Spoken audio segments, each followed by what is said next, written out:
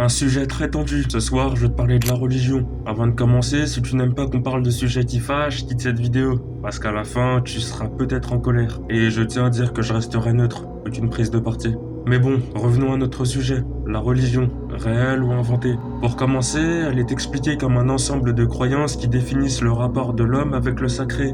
Officiellement, c'est au XVIe siècle que le terme voit le jour, et les principales croyances sont le christianisme, le judaïsme, l'islam et le bouddhisme. Mais aujourd'hui, il y en a beaucoup d'autres. Là, je vais te présenter 4 arguments, et à chaque fois, il y aura le pour et le contre. Premièrement, le sens. En général, les croyants disent que la foi donne un sens à leur vie. De plus, grâce à la religion, certains arrivent à se sentir bien émotionnellement et surmontent des épreuves qui semblent insurmontables. En revanche, certains pensent que c'est une illusion, inventée de toutes pièces. Toutes les preuves sont fausses et le but de cette manigance est de nous contrôler. Deuxièmement, notre existence. Dans certaines religions, les histoires sont différentes. Par exemple, dans l'islam, le christianisme et même le judaïsme, c'est Adam et Ève. Pour ceux qui pratiquent l'hindouisme, c'est Brahma qui a créé le monde et les humains. Désolé si je le dis mal. Après, les histoires varient selon les croyances, mais d'un autre point de vue, on peut se dire que c'est faux, et que notre seule mère est l'Australopithèque Lucie d'un point de vue scientifique. Troisièmement, l'héritage. Certains se disent qu'on n'a qu'une vie et que Dieu n'est pas réel. À la fin de notre existence, nous serons soit des morts mélangés à de la terre ou de la cendre dispersée dans l'air. Alors peu importe nos actions, qu'elles soient bien ou mauvaises, personne ne nous jugera. Mais d'un autre point de vue, les religieux croient au paradis et à l'enfer. Pas besoin de vous définir les termes, je pense que vous les connaissez déjà. Mais en gros, durant toute notre vie, nos actions sont observées. Et lorsque nous allons mourir, notre âme et nos actions seront jugées. Et en découlera une décision des dieux.